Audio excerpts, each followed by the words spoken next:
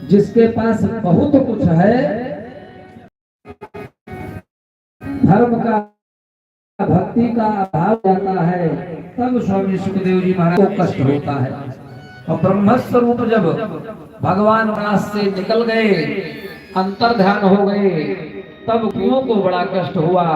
और जैसे ब्रह्म के बिना जीव को दुख होता है, वैसे गोपियों को जब दुख मिला तो गोपियों के मन से एक उद्गार निकला जो जीव के मन से भगवान के लिए होना चाहिए।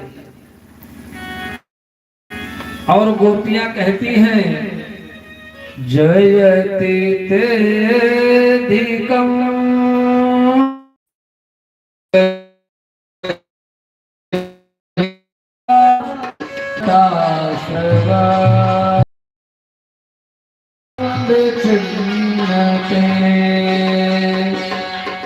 शरद दाशये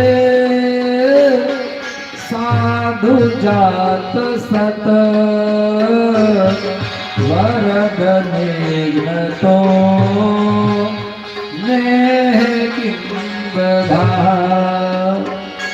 भगवान से कहती हैं, सुरथनाथ ते शुल्क दासिका। अब पूरे श्लोक का अर्थ बहुत लंबा हो जाएगा, लेकिन अंत में भगवान से यही प्रार्थना करती हैं,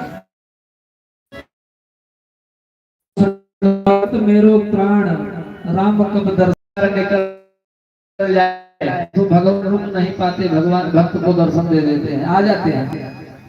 बहुत ही हमारा तो भगवान प्रकट हुए और प्रकट होकर के गोपिकाओं को सांत्वना देते हैं। गोपियों को सांत्वना देते हुए और भगवान आते हैं, सारी बात कहते हैं गोपियों से कि आप लोगों को इस समय नहीं निकलना चाहिए था, लेकिन फिर भी हमारी तुम्हारे ऊपर कृपा होगी। और गोपियों से एक शब्द कहते हैं, सर्वधर्मान परित्यज्य मामेकं शरणं व्रज अहं सर्व पापेभ्यो मोक्षयिष्यामि मा शुचः। गोपियां जब कहती हैं कि भगवान हम तो जीव हैं, हम कुछ जानते नहीं, न जानामि योगम जपं नैव पूजाम न तो हम सदा सर्वदा संभुतुभ्यम, मुझे कुछ नहीं पता है।